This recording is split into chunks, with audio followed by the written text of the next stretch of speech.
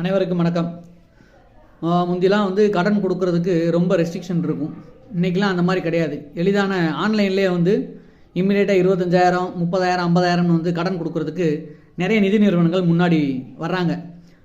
இப்போ இந்த நிதி நிறுவனங்கள் வங்கிகள் இந்த கடன் கொடுத்தவங்ககிட்ட இந்த கடனை வசூலிக்கிறதுக்கு ஆர்பிஐயினுடைய கைட்லைன்ஸ் ஒரு உதவிகரமாக இருக்குது.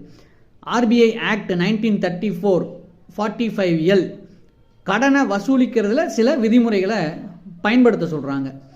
அந்த விதிமுறைகளை வங்கி ஊழியர்களும் நிதி நிறுவன அலுவலர்களும் அதை பின்பற்ற வேண்டும். என்னன்னு கேட்டிங்கன்னா, ஒரு கடனை ஒரு வாடிக்கையாளர்கிட்ட வசூல் செய்ய போகும்போது இரவு 7 மணிக்கு மேலே அவங்கள நேரடியாக அணுகவோ ஃபோன் மூலியமாகவோ தொந்தரவு செய்யக்கூடாது. அதே போல் பகலில் காலையில் 8 மணிக்கு முன்னாடி அவங்க வீட்டுக்கு போகிறதோ அவங்கள ஃபோன் செஞ்சு கேட்குறதோ அந்த ஒரு தொந்தரவு செய்யக்கூடாது. அதே மாதிரி தன்னுடைய வங்கி நிதி நிறுவன அந்த ஐடி கார்டு அதை கண்டிப்பாக வாடிக்கையாளர்கள்ட்ட அவங்க காமிச்சே ஆகணும். அடுத்ததாக நிதி நிறுவன ஊழியர்கள் காட்டுமிராண்டித்தனமாகவோ கெட்ட வார்த்தைகளை பயன்படுத்தியோ வாடிக்கையாளர்களை துன்புறுத்தக்கூடாது. பிறர் முன்னாடி அவமானப்படுத்தக்கூடாது. அதே மாதிரி தொட்டு பேசுகிறதுக்கோ அவங்கள அடிக்கிறதுக்கோ எந்த உரிமையும் கொடுக்கப்படவில்லை.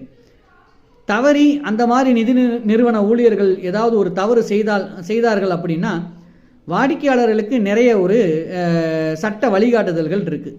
இந்த 45L இந்த சட்டத்தின் பிரகாரம் இந்த ஒரு வாடிக்கையாளர் என்ன செய்யலாம் அப்படின்னா, பேங்கிங் ஓம்பட்ஸ்மன் அப்படின்னு ஒன்று இருக்குது. ஆர்பிஐயில் இன்டகிரேட்டட் பேங்கிங் ஓம்பட்ஸ்மன், அதாவது ஒவ்வொரு வங்கியையும் கண்காணிக்கக்கூடிய அந்த ஓம்பட்ஸ்மன் அது ஆர்பிஐயில் ரிசர்வ் பேங்க் ஆஃப் இந்தியா நடத்திக்கிட்டு வர்றாங்க. அங்கே முறைப்படி புகார் அளிக்கலாம். அதே மாதிரி ஆர்பிஐ ஓம்பட்ஸ்மனில் ஆன்லைன்லேயுமே நீங்கள் கம்ப்ளைண்ட் பண்ணலாம். உங்களுக்கு மேலும் ஏதாவது ஒரு சந்தேகங்கள் இருக்குது அப்படின்னா நீங்கள் தொடர்பு கொண்டு எனக்கு அழைங்க. நான் வழிகாட்டுறதுக்கு தயாராக இருக்கிறேன். நன்றி.